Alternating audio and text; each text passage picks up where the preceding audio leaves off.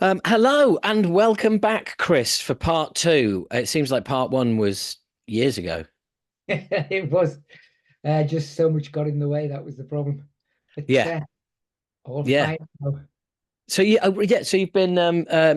been busy. Do we have any progress on the documentary in the meantime?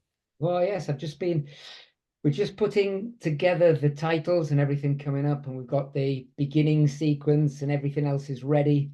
The biggest challenge is getting permission to use the music, which is impossible.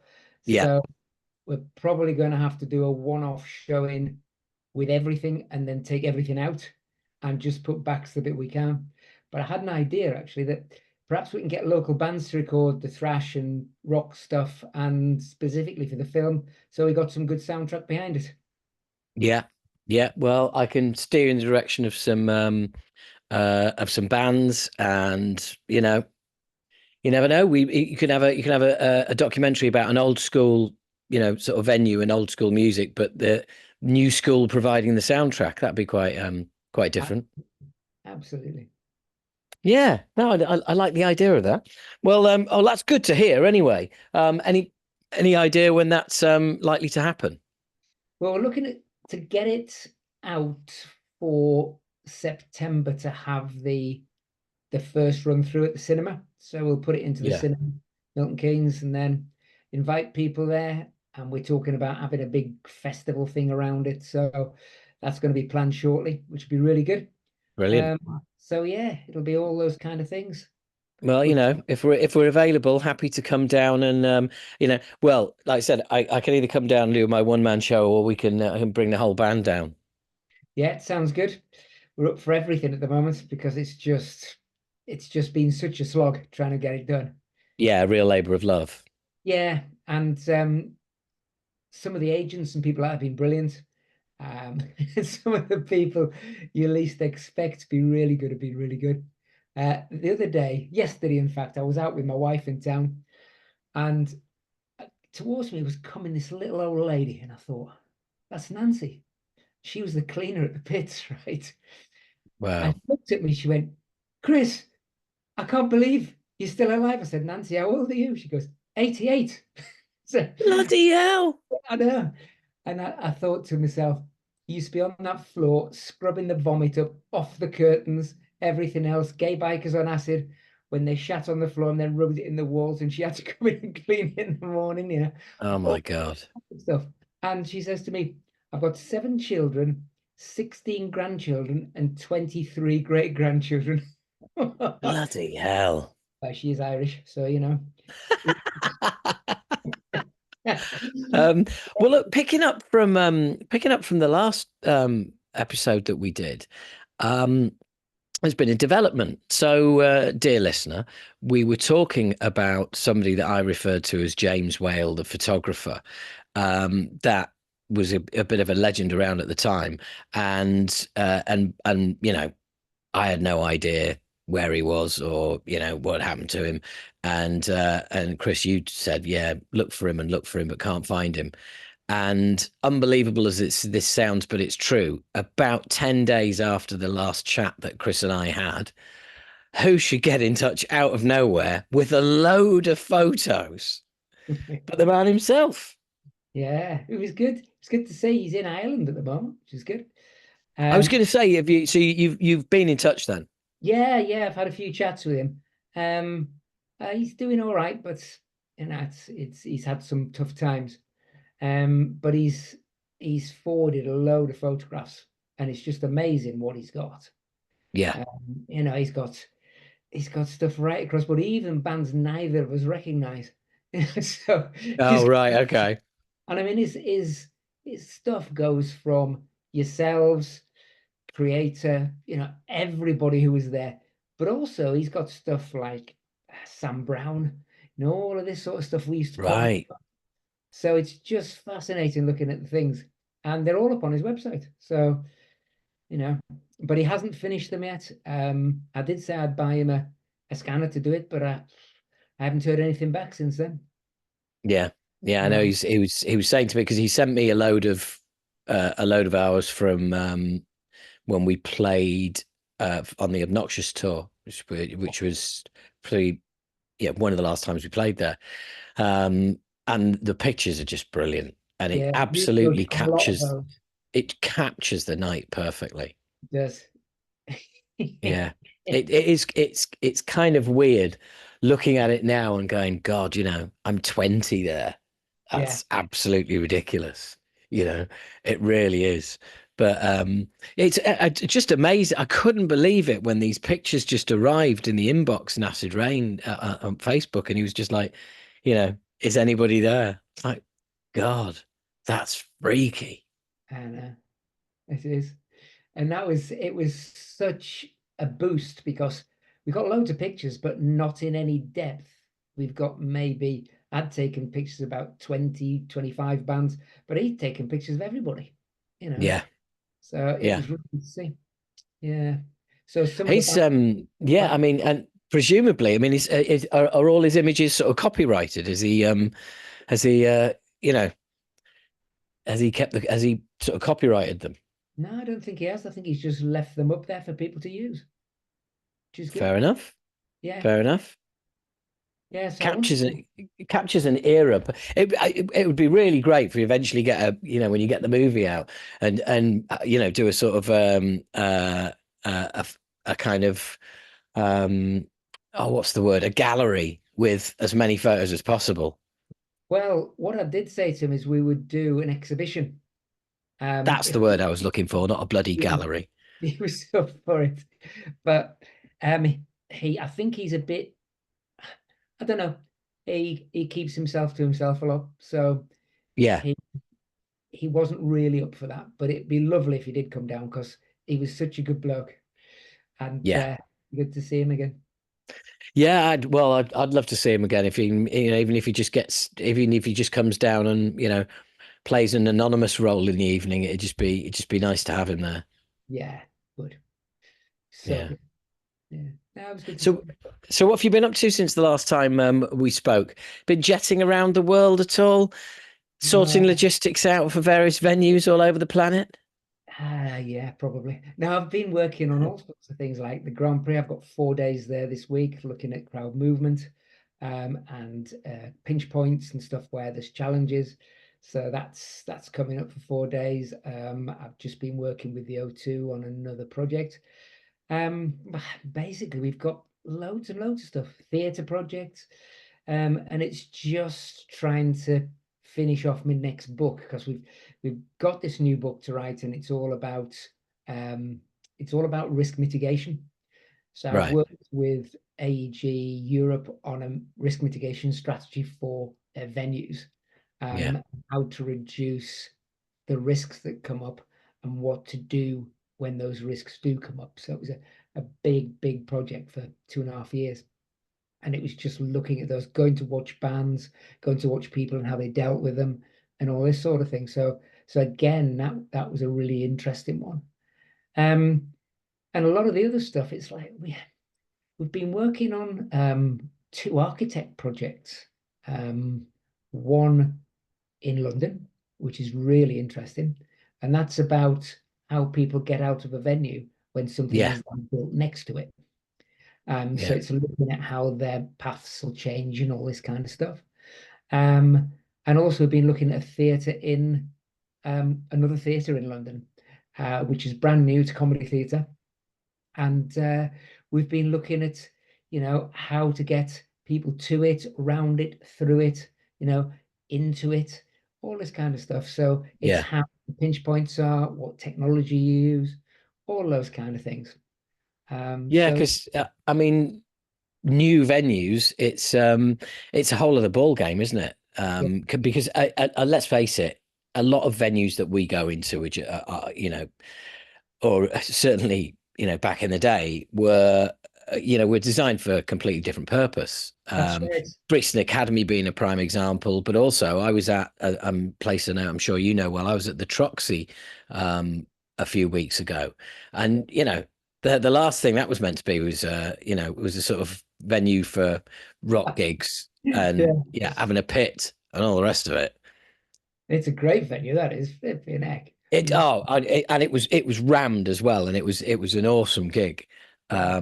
Shout out Billy Talent, my mates, brilliant.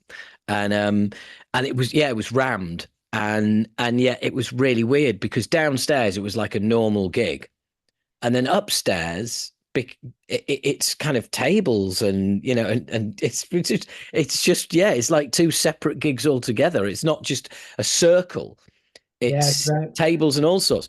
But even then,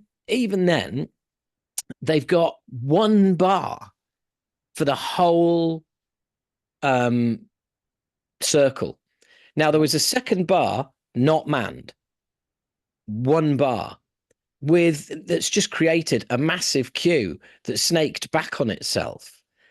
And funnily enough, talking to you, I even at the time I was thinking that's just it's not on, not anymore. It Yeah, just it just it's you're causing a hazard. absolutely. And this And the, is why we're brought into places yeah, because and the strange thing is, while the gig's on, it's very different how it used to be. You've got people on platforms at the edge of the circle who work at the venue, and they're constantly monitoring the pit and the seething mass of people, and and they're not trying to find who's smoking, or is they're they're out to help people, yeah, you know, and then you've got people down the front, the security. It comes to a certain point in the gig, and out comes all the water for the people in the crowd. And I was just thinking, God, how times have changed. And I went to watch a Russian punk band not so long ago at the Indigo at the O2 in London, and we were observing it for part of a project, and it was incredible watching these quite kind of wealthy people, Russian expats who come together to celebrate. And it was like a self-managing crowd. There was no dancing. They were all just standing and pointing and singing. It was entirely different culturally to anything else you've ever seen. Then you go to a Yeah, rap gig, which we've done quite a few of because of the kind of difficulties they've had with the lack of understanding that people have of rap culture. It's a real problem because if they understood it, people managing it would be able to do it a lot easier. And the problem is they don't, and this it's so diverse and different that each time you do a crowd profile, you've got to look at exactly who the artist is, not what genre it is, but who the artist is, because it's such a huge and growing genre. People just don't understand it. The yeah, subgenres, like dance music used to be, like punk started to get like. They had tiny little subgenres on a label, and that label was the genre. It was just yeah. incredible. And so many times that we've seen something go wrong because, and you say to people afterwards, why didn't you deal with that? Well, I didn't know how to. Why didn't you know? I've never experienced that kind of thing before. And it's like you need to know more about it. And it's key to get people to understand that. And I went on to Music Map. Have you ever been on Music Map? No. It's an online resource, right? And when I was at the O2 the other day, one of the girls said to me, "Have you seen this?" And I did my PhD on punk and hardcore, dance music and rock, and it was on identification of musical genre. And best thing I've ever done because I did it for myself, nobody else. And Yeah. and one of the things in there we talk about is how you can slice genre into the subcategories and all of this kind of stuff. But it needn't necessarily be part of anything, the behaviors that the main genre has. But in this music map, you can put an artist there and you press the keys and it tells you which artists are close to it from all of these different signifiers that they've found. So Right. when you're putting a gig on, at least you've got a first pass at what you're going to be able to do with it. Right. And Okay. Yeah. me was fabulous because if I had had that when I did my PhD, I needn't have written it. I could just press the button and got it out, But it was absolutely brilliant. So it's these kind of things that they're using now, those who are quite far ahead, because the challenge you've got is loads of people think about space on the floor. It's about what people shouting at you and about vocalization. It's not. What it's about is how much space they take up. So if you've got a compliant crowd and they're all dancing up and down like this, then they take up very little space. But when you've got people diving off the stage, jumping in the air, doing Yeah. crowd surfing, all kind of this, it expands the crowd because some move back, some do all sorts of things. Yeah. So it increases the challenges that you have. But then one of the challenges you have today is that the crowd now is manipulated by the artists sometimes, especially in rap, to do Wall of Death. I mean, how can Yeah. you do Wall of Death in rap? This is about a community celebrating their artists by doing Wall of Death, looking after them, each other, all this kind of stuff. You do Yeah. it at a gig, somebody falls down, gets up, and somebody smacks them because they think they've caused the problem. So that reappropriation of the genre into another genre is really, really difficult to deal with because Yeah. those people have no idea why they're doing Wall of Death or why they're doing crowd Yes. surfing. Yeah, yeah, yeah. Because it basically it's and I think there's a route into this. There's a lot of rap artists online, um, you know, rappers per se who may have stuff out, they may not, but have started doing reaction videos to metal and realizing that the things that the genres have in common, rather than having paid passing attention to me to metal in the past and thought that's 100 miles away from what I want to listen to. And Yeah. but then they dig beneath and they get into the minutiae and the different genres, and they realize that a lot of metal has very rap elements and vice versa. And then they see it live and they see how metal crowds react to that. And and people watch that, and all of a sudden you end up in a situation whereby you've got a rap gig and you've got some guy going, right, do you know what a wall of death is? Yeah, that's And it. and of course, some people in the crowd might know, most won't. So he tells them what it is, and it's like, yeah, brilliant. Why don't you just chuck a grenade in there while you're at it, mate? But if you go back, right, to Run DMC, you go back to all of these artists who thought metal's where we need to be. And Yeah, they joined with metal bands. They did also, and they made this type of sound that everybody for a certain period wanted to play. And it was magic.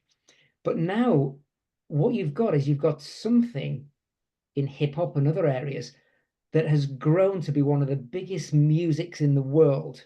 That genre, which has so many subgenres in it, it's not just a music; it's an art form. It's like graffiti is the art that is part of it.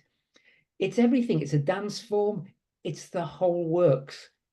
And so they've grown bigger than all the other genres because the other genres haven't latched onto the fact that this is universal. If you want to be universal, you've got to get bits of the kids in it. And so yeah, these want to dance, they want to do graffiti, they want to body pop, they want to do all of these things, lock in. And I mean, my wife has a is works for international what is it called? The International Dance, I've even forgotten what it's called, the International TA, International Dance Teachers Association, and they've right. just written a new syllabus for street dance. And when you go and watch street dance or when you see this syllabus, you watch these people and you then understand that the culture is all in there. All these Yeah, different things that stick out the side, it's all there. And only rock, I think, really gives that rock, metal, thrash, all the different genres have their yeah, own elements which are focused on that. And you have slam dancing, you have all sorts of things. Punk has yeah, poetry, but nothing like this kind of stuff. This kind of stuff is like out there. It's just amazing. But the people who tend to win these competitions are people who do something slightly different, slightly unusual. They may use different types of music fused together. So I've got a bit of rock, bit of rap, yeah, all these things in together. And it yeah. just makes the whole thing vital, And that's what kids want because they get bored after 2 seconds of watching something.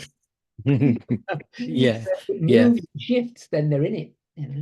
But having said that, I don't think, fusing different styles together to create something new. I mean, again, that's not new. No. Let's face it, some would argue it's not the case, but I argue it would. You fused punk and metal together and throw in Motorhead and you get thrash metal. Um, or new wave of British heavy metal, Motorhead, bit of punk, or you just speed it up. But that is fusion. Um, and I think I've always said that you have to drive music forward. You have to keep creating.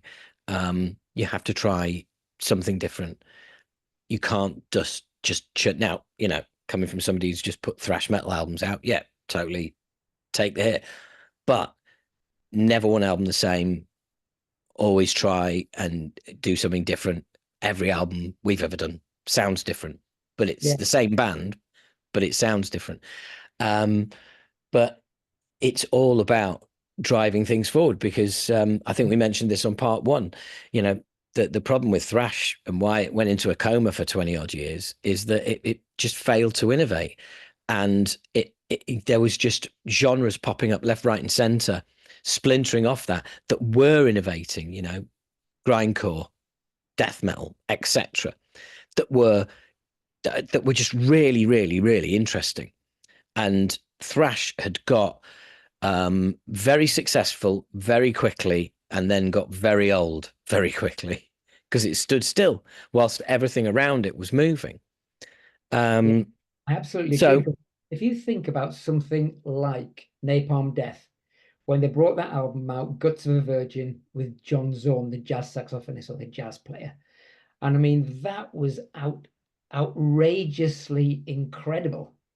It was a bit like the Butthole Surfers when it came out. It was something that really made you think this is different. It's like Max Cooper today. Max Cooper can take any genre and put it into the music and make a dance track out of it or an ambient track out of it, because some people just have it, and he's not even a musician. I mean, he's a yeah, biologist. He's got a PhD in molecular biology. These are people who thought, I want to make music and I don't give a shit how I do it. I'm just going to make it work. And it yeah. worked. You know, it's Well, fascinating. Tori Amos did a cover of Slayer, "Raining Blood." For goodness sake, for goodness sake, you can't. It's anyone can do it. Anyone. Well, I do believe Acid Rain had a cover version of a Suzanne Vega song with the lady on it herself on our last album. So yeah, I mean, it's a. I mean, talking about sort of fusing stuff together. Cover versions are a perfect sort of you know, jumping off point for that, where, somebody in one genre takes a song that's not in that genre, repurposes it, kind of turns it into something else. Yeah, that's right. And I mean, all you've got to Um, look at is Oliver Sykes, isn't it? Oliver Sykes, who people thought, I never want to have that guy with his band on our place because he'll just wreck it. And then after about 10 years, suddenly he's the guy who comes on stage and he says, you know, I'm looking after you. This is what we're doing. And he choreographs the whole crowd. But I remember going to Roskilde. It was the first year in 20 years I haven't worked at Roskilde this year because I didn't have time. But wow. going there and watching him on stage, and I thought, this is brilliant. He's controlling the crowd in the audience. And he came down to the front, he's holding all the girls' hand, going along them, and then he says, right. He said, anybody know the words to this song? And he said a song. Everybody's putting hands up. He goes, you get on the stage now. So this guy goes on stage and starts singing absolutely brilliant. He says, you're bound to get a deal from this. Anyway, this guy finishes, come down the stairs, and he goes, got one more thing to say to you. He said, I've been told if I call for a wall of death, I will be banned from this festival forever. So guess what? You're going to call for it. Up you go. So he gets on stage, calls for the wall of death, and it all happened. But the thing about it, Brilliant. his wall of death now is like kids kind of going into each other like this. Yeah, yeah, exactly. Yeah, You know? And it didn't matter to them in the end because they were thinking back 5 or 6 years when he'd come there and people had got kind of whiplash injuries in the wall of death. But yeah, that's the thing, because people have got this way of he changed his music style to be more upbeat and more poppy, and it increased his audience massively. So he realized if I want to keep an audience, I'm going to have to change. And if I change, the audience will change with me. And if it doesn't work out, I will change back. But it's worked so far. But he's still kept some of the old audience, but not all of them. It's Yeah. interesting. Yeah, it is. It is. And funny enough, when you were talking there, I was thinking, back about the old days of the pits. And uh there was a kind of there was a magic era in there, few years. Was Um and do you ever revisit the place? Do you ever have anything to do with it these days? doesn't exist anymore. Really? Yeah, it's completely gone. Um, As in demolished? no, it's been turned into like a leisure club. The Right. challenge was I left because the other guy who was managing it with me, because I was doing the arts and music, Yeah. and he was doing sport.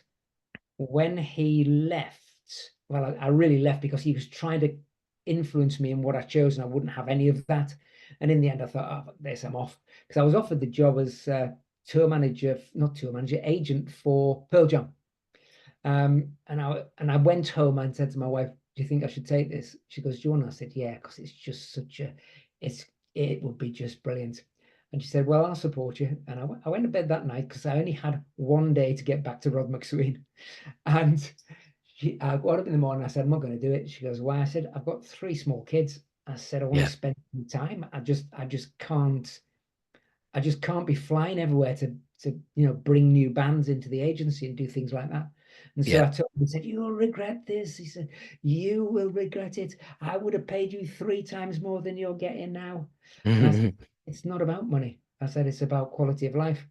And I Yeah. saw him in an airport about 5 years later, walking through the air. He came up to me, "I bet you're regretting it now. The guy who took your job up, I'm sure he must be a multi-millionaire by now." And I just said, "I'm not bothered." And he just kept turning and looking at me like this because I didn't give a Yeah. shit. Because to me, I'd done my time, I had a brilliant time, but I still revisit the music. You Yes. Yeah. can't take the music out of it. From the first day in 1973 when I went to watch Uriah Heep on the Magician's Birthday Tour, that was me hit by rock.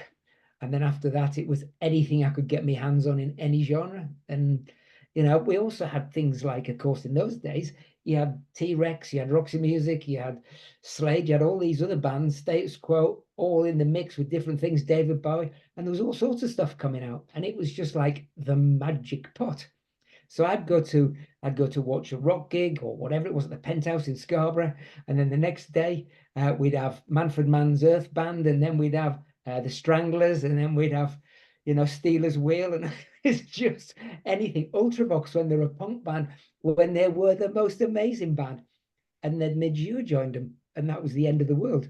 But it just those vital times, seeing people you'll never in a million years see. Chrissy Hind on stage with the Pretenders, you're thinking, my God, how am I able to see this?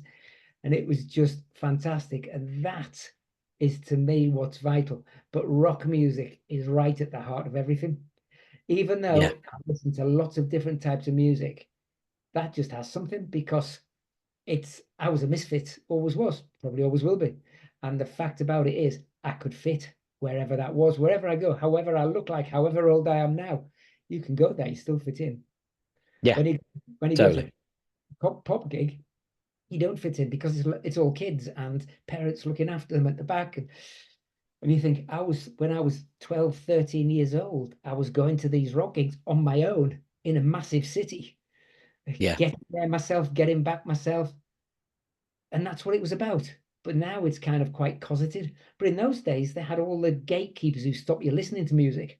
So you had to find the Yes. music, you had to find John Peel, you had to find Virgin, the first Virgin record shop in Newcastle at the next to the City Hall, well, just down the road from the City Hall, all those things, Oz Records, all that stuff.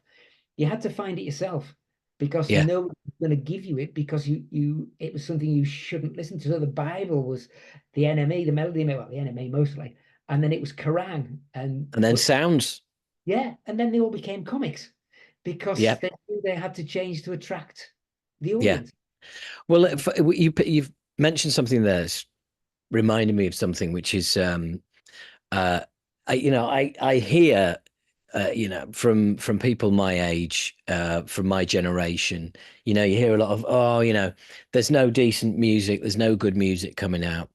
Um, and my response to that is always the same, which is like, A, do you want to sound like your parents? But they say it's every generation's job to hate the next generation's music.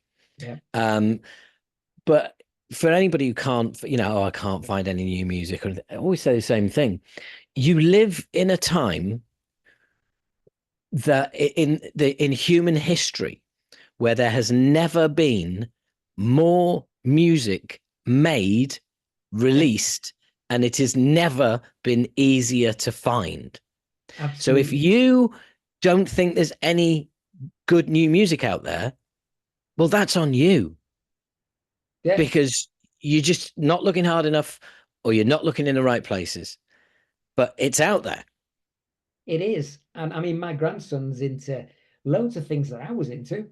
And also he's got all these new bands and keeps sending me stuff and I listen to it and people send you dance music. And there's books like this thing, which I've read, which Oh, what's that? Dan Franklin, Heavy, How heavy Metal. changes the way we see the world. It's quite a good book. It's very black, but it's quite, as you can see, it's quite black, but it's a Actually, really yeah, good book. And there's so much brilliant elements written about music today. There's so much crap as well. If you go online, don't bother with it. Just go to something that's recognized that people tell you what they really think about the music. yeah, Because yeah, people who listen to 2 seconds of a piece of music need their head examining. And people who don't listen to a whole album, but they pick up, oh, that's the track I love. Oh, I like that one, but I don't like any of the rest. Listen, an album is a journey. It's going yes, through that journey. And yeah, so many times, if you don't listen to it, those concept albums, we had it easy when I was a kid because there was loads of concept albums out. yeah, You'd listen to Yes songs and you'd listen to all of these things. And that kind of underpinning progressive music was there with loads of stuff. When I listen to it today, I think, bloody hell, that was really good. It was a lot better than I thought it was when I was a kid. But then you've got all this new stuff coming out at the time. And everybody goes, oh, punk was shit because it was 3 chords. No, it wasn't. What about television? I mean, television were the greatest punk band ever. I mean, Tom Verlaine was the most amazing guitarist and visionary, and his lyrics were amazing. And Tom Waits, people like that, whose wife wrote all his lyrics and he made this amazing sound. And people say, well, it wasn't very, his vocals are shit. And you say, well, no, they're not. They're brilliant. But listen to the musicians, how amazing they are linked together. And the one thing I will always say, people say, well, who's the most musical of any of the kind of genres? I will say metal, rock, heavy metal, because most people are virtuosos in what they play. yeah, Because yeah, they are either classically trained or they've taught themselves to play in a way that worships the guitar solo, it worships the drum solo, it really focuses on brilliant bass and drums, keyboard playing, because that's the only way to get the sound, you know. yeah. Well, funnily enough, to talking about, I mentioned reaction videos earlier. One of my favorites is watching cla well, not classic, but singing teachers having a video, having a YouTube channel, and people saying, "Oh, check this guy out in Tool, and check this guy out in Sepultura, and check this," and just the also the validation of the of death metal vocals, where you've got a singing teacher going, "That is as valid as opera. Yeah, If you don't do that properly, that will what he or she is doing there." Doesn't matter what it sounds like. yeah, I'm telling you, that is as difficult as singing opera because that done the wrong way will just ruin your voice. mm, And it's seeing some vocalists in metal who I've always loved, um, seeing singing teachers, sort of watching them and just saying, wow, and sometimes they get really technical about, how it's being done and all the rest of it, which is fine.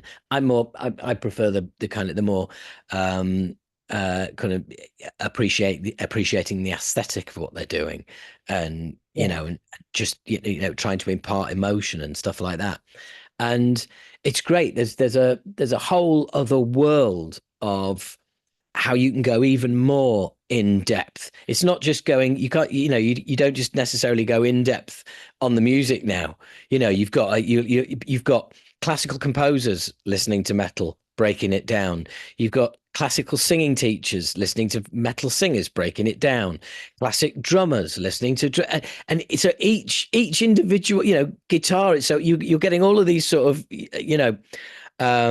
teachers and lecturers on just music and classical music, paying attention to rock and metal and saying, right, to your point, these guys are, incredible, absolutely incredible. This is next level songwriting. This is, yeah, and they're clearly like, and funnily enough, you do see some of them sit there and go, right, I need to completely recalibrate my thoughts on heavy metal. It's not what I thought. It's and it's yeah, it's honestly, I spend way too much time on YouTube, as you can probably tell. Um, but I love seeing a music that I grew up playing, um, just constantly lambasted and slagged off for decades and ridiculed.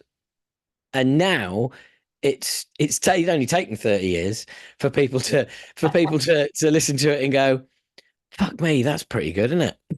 Yeah. But No, you're because it's right. people who are so-called more sort of, mainstream in inverted commas, no more, all of a sudden it's like, oh right, yes, now it's validated.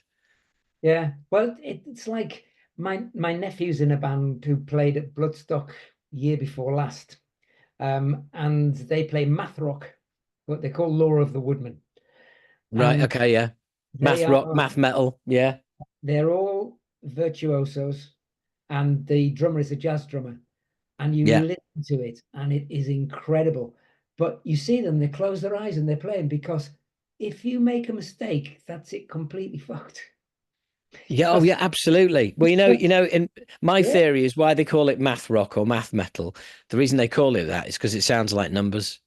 yes, because it is music is numbers. Yeah, yeah, yeah, it is. But yeah, it is kind of like, right, wow. I mean, anything that forces you to pay attention. Yeah, Um, I love that. And I think that's the difference between people who like sort of, well, rock, metal, classical, yeah, anything where there's a lot going on that forces you to listen. And it's absolutely. it's just a fact that most people aren't like that. Most people can digest a melody and a beat, and that is it. Something to sing to and something to move to, and that's it. And No, and that's you're right. fine. That's fine. That's there's nothing wrong with that at all. But but these are the same kind of people who put music on while I'm going to do something. It's like, yeah, I can't do that. It's like, I've got to listen to the music. Yeah, but it's Um, nerdy. It's absolutely nerdy. The great thing about it is so many of these kids are nerds. And when you go somewhere, somebody will turn around to them in the queue and they'll go, "Did you hear so and so the other night? And it's got this and it's got that in it. Beautiful melody, but listen to that backtrack. Wow, yes, yeah, the drums were fantastic." And you think, this is great. These people are listening to this music. It's a bit, do you remember yeah, when Alice in Hell came out? I do indeed. Yes, Annihilator, and I think they played the pits on the first tour of that album. And watching Waters on that stage with his guitar and the vocal, and everybody was just like, this, because it was like a wall of different sounds doing different things, and people were thinking, this has got like depth I'd never realized you had in metal. And I'm sitting yeah, there. Well, I wasn't sitting there, I was in the lighting box looking down, thinking, oh my God, this is really different. And it's at the end of it, it's a bit like when was it King's X did that 3 hour show and uh, about that Silent Planet, the album, right, uh, yeah, and you see, and everybody just stood inside and they're all like this, all these musos with their eyes closed, listening to the waves come through this process, and nobody wanted them go, nobody moved, nobody did anything till they'd finished. It didn't matter they played for 3 hours. yeah, Everybody waited till the end, and then they just got and went out talking. And I thought that was something else. It's those things. When you guys played, and when Lawnmower Death played, people were there for 4 or 5 different levels of stuff, including the fun. Because one thing you never got in the old days with metal was fun. You got a bit Yeah. cheap times, Yeah.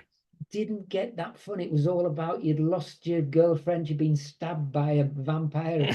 No, it's Yeah. kind of, and then suddenly people were singing about great fun stuff or really serious stuff, and that changed it all.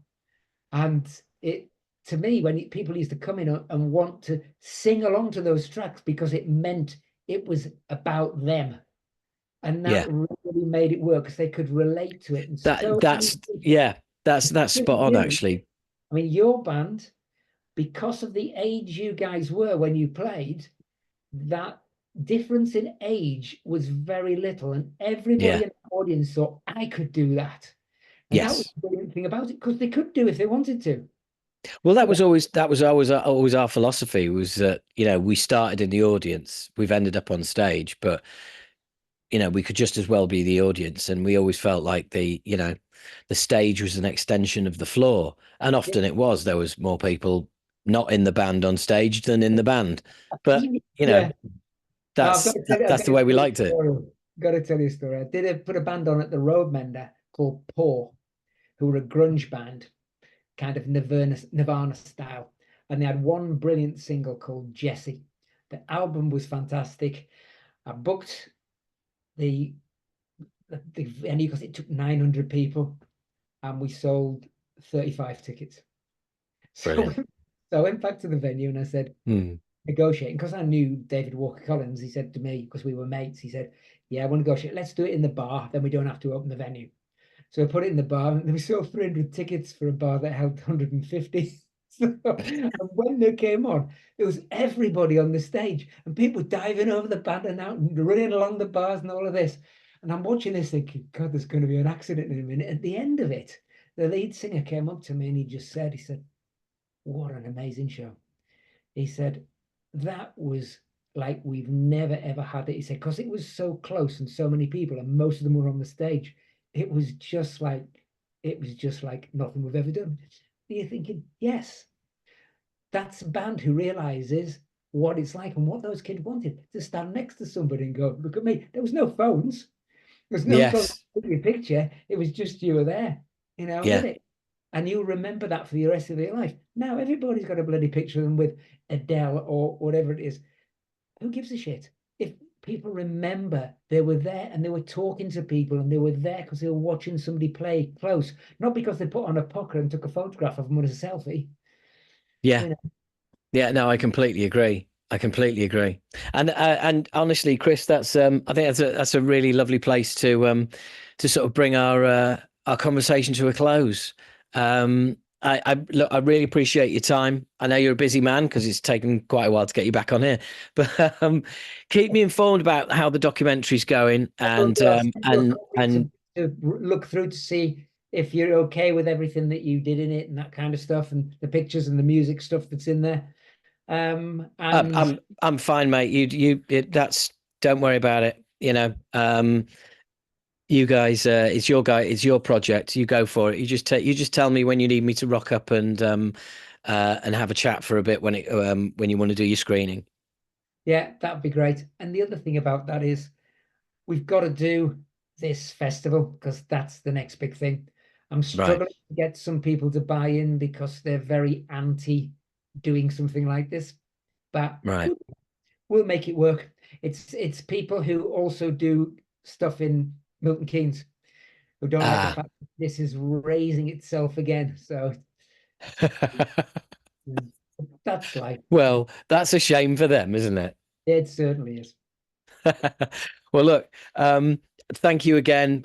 No It's problem. been awesome. It's been awesome having you on again, and I hope to see you very soon. Yeah, that'd be brilliant. Good to speak to you, and you take care. You too, mate.